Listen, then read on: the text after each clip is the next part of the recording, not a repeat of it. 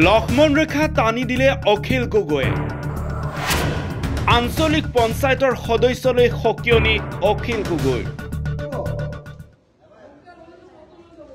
অহংকাৰ হলে পতন হ'ব হয়নে নহয় তিনিগৰাকী সদস্যক মই আকৌ এবাৰ কৈছো যে কোনোদিন যাতে আমি দলে এনেকুৱা কথা শুনিবলৈ নাপাওঁ 19 গৰাকী আঞ্চলিক পঞ্চায়তৰ সদস্যক আমি একদম স্পষ্ট ৰূপত কৈ পঠিয়াইছো যে কোনো পধ্যে যাতে আমি এনেকুৱা কথা শুনিবলৈ নাপাওঁ যে এগৰাকী মেম্বাৰৰ ওচৰলৈ গ'লে মানুহক বেয়া ব্যৱহাৰ কৰে কামটো কৰি নিদিয়ে দৌৰাই থাকে ইলেকশ্যনৰ সময়ত নমস্কাৰ দিছিলে আৰু ইলেকশ্যন জিকাৰ পাছত এই এতিয়া নাহিবিচোন যা মোৰ কাম আছে পিছত এনেকৈ কৈ নাথাকে হ'বনে মই সকলোকে এই কথাটোৰ কাৰণে এটা হাততালি বজাই আমাৰ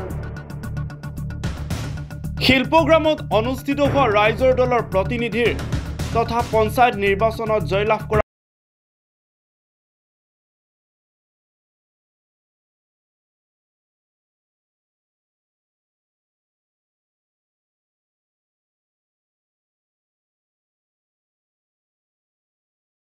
ৰাজবংশী মানুহ আছে এটা কথাটো হল মইৰি একদম খাটাংকে মই আপোনালোকক কৈ পঠিয়াইছো যে আপোনালোকৰ ওচৰলৈ মুছলমান মানুহ আহিলে যেনেকৈ কাম কৰি দিব লাগিব হিন্দু মানুহজন গ'লে একেটা ধৰণে কাম কৰি দিব লাগিব ৰাজবংশী মানুহজন আহিলেও একেটা ধৰণে কাম কৰি দিব লাগিব নাট মানুহজন আহিলেও একেটা ধৰণে কাম কৰি দিব লাগিব যাতে কোনো জাতি ধৰ্মৰ কোনো কমপ্লেইন যাতে আমাৰ এজনৰ কেণ্ডিডেটৰ আছে এটা 2 প্ৰফেচনেলিজমৰ 2 নম্বৰটো কথা 3 নম্বৰ বহুত মানুহ আছে বহুতে ভাবি লয় যে এওঁ মোক ভোট দিয়া নাই এওঁ কামটো মই কৰি দিম নো একদম স্পষ্টকে আপোনালোকক জনাই দিছো যিসকল জিকিছে তেওঁলোক একদম স্পষ্টকে পুৰা শুনি লওক এটা কথাও এইটো ইফাল নহব যে ৰাইজৰ দলৰ প্ৰতিনিধিবিলাকে ভোট দিয়া বা নিদিয়া প্ৰত্যেকজন ভোটাৰ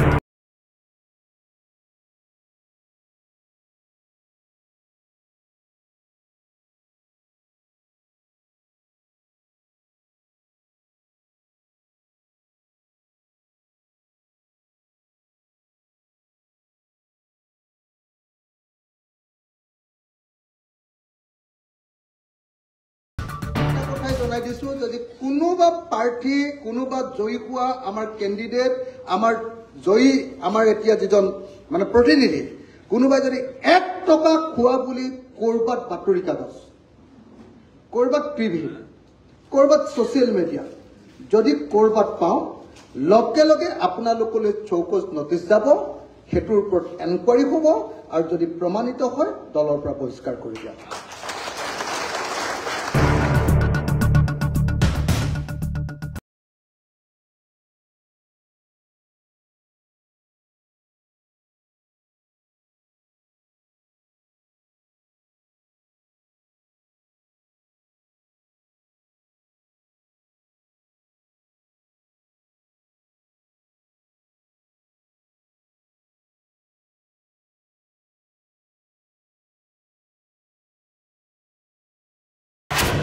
ছাব্বিছত ব্ৰহ্মপুত্ৰ দলিয়াই দিব লাগিব প্ৰথম নীতি যে আমাৰ কোনো জয়ী হোৱা আমাৰ প্ৰতিনিধিয়ে সাম্প্ৰদায়িক বিজেপি দল আৰু সাম্প্ৰদায়িক AIDF দলৰ লগত মিতিৰালি কৰিব নোৱাৰিব কথাটো বুজি পাইছেনে সাম্প্ৰদায়িক বিজেপি আৰু সাম্প্ৰদায়িক AIDF দল এই দুইটা দলৰ লগত জোটবন্ধন আমাৰ নহব কেলে নহব 2026 চন আহি আছে 2026 চনৰ আমাৰ আটাইতকৈ ডাঙৰ শ্লোগানটো হ'ল যে সাম্প্ৰদায়িক শক্তিবিলাকক ব্ৰহ্মপুত্ৰত দলিয়াই দিয়ক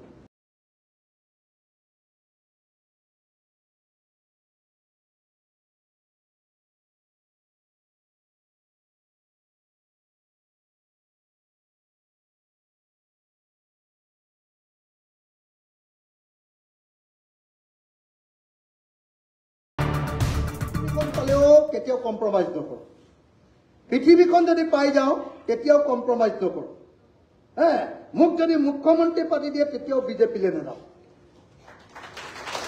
হয় নে নহয় কাইলৈ মোক যদি কয় যে নহয় তই এইবিলাক কৰিব নালাগে, তোক আমি ৰাজ্যসভাত জিকাই দিম AIDFৰ পৰা। মই ক'ম যে নালাগে, AIDFৰ ভোট মোক নালাগে। কথাটো বুজিছেনে?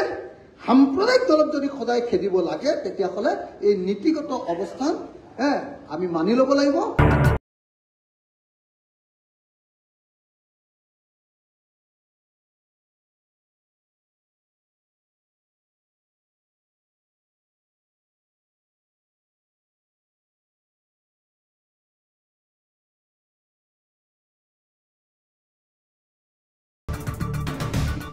আৰু মোৰ জীৱনৰ শিক্ষাৰ পৰা, ইডিঅলজিৰ পৰা মই আপোনালোকক কৈ পঠিয়াইছো যে 2025 চনত বিজেপি দলে পঞ্চায়ত নিৰ্বাচনত জিকি একো হিংগজা নাই।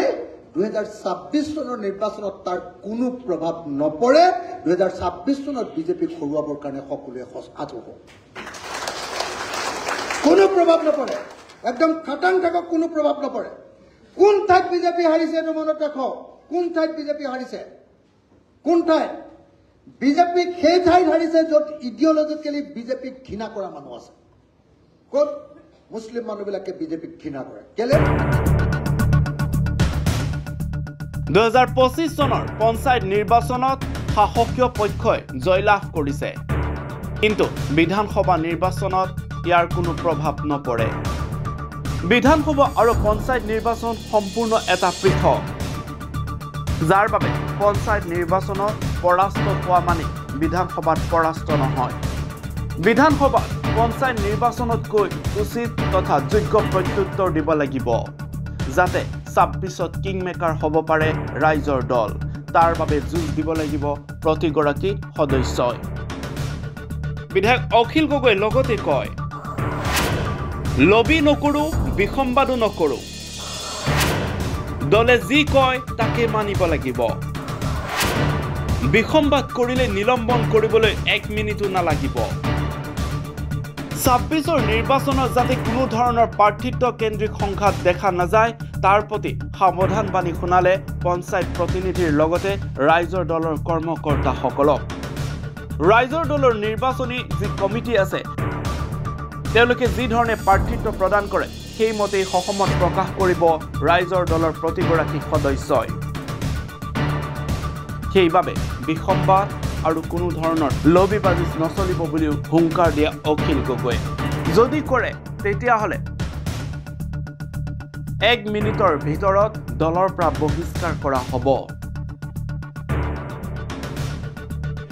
পাৰিম নে নোৱাৰে? কি ঢিলাঢিলি কথা কয়? পাৰিবনে নোৱাৰে? পাৰিবনে নোৱাৰে? পাৰিব। আজি কিন্তু চবে শপত খাই যাব লাগিব ইয়াত যে আমি 26ত কোনেও বিসম্বাদ নকৰো। দলে যাক কেণ্ডিডেট দিয়ে তাৰ কাৰণে কাইলৈ ৰাতিপুৱাৰ পৰা গৈ কাম কৰে। হয়, দলে যাক দিয়ে দেই, কথা এইটো নহ'ব, কিন্তু এতিয়া স্পষ্টকৈ কৈ দিছো, দলে যাক দিয়ে তাৰ কাৰণেহে কাম কৰিব লাগিব। আমুক মানুহটোৰ কাৰণে আমি লবি কৰিছো, এইটো আমাৰ লবি। স্পষ্টকে চবকে, কোনে শুনিলে শুনিব, নহ'লে এক্সপেক্ট খোলা খুলি 26ত জিকিবই লাগিব। ফুল ধামালি কৰিবলৈ সময় নাই। একদম 26ত খোলা খুলি কথা কৈ পঠিয়াইছো যে যদি কোনোবাই বিসম্বাদ কৰে লগে লগে এক্সপেক্ট, লগে লগে এক্সপেক্ট। 1 মিনিটৰ কাৰণে নাভাব, 1 মিনিটৰ কাৰণে যাক কেণ্ডিডেট কেন্দ্ৰীয় কমিটিয়ে দিব, নিৰ্বাচন কমিটি আছে সংবিধানৰ মতে, সেই কমিটিয়ে যাক কেণ্ডিডেট দিব তেওঁৰ কাৰণে দলৰ সকলো মানুহে খাটিব লাগিব। বেয়া পোৱা মানুহজনৰ খাটি কৰিব লাগিব। আনকি যিজন কম্পিটিটৰ আছিলে, ধৰক ময়ো উঠিবলৈ লৈছো, মোৰ লগত আৰু এজন উঠিবলৈ লৈছো, মই চিটটো নাপালো, মোৰ লগৰজনে পালে, মই মোৰ লগৰজনৰ কাৰণে খাটিব লাগিব। ভাল পাই বেয়া পাই নাজানো, এইটো খাটিবই লাগিব। এইটো দলৰ আদৰ্শ, এইটো মতাদৰ্শ, এইটোৱে হ'ল সুস্থ গণতন্ত্ৰ।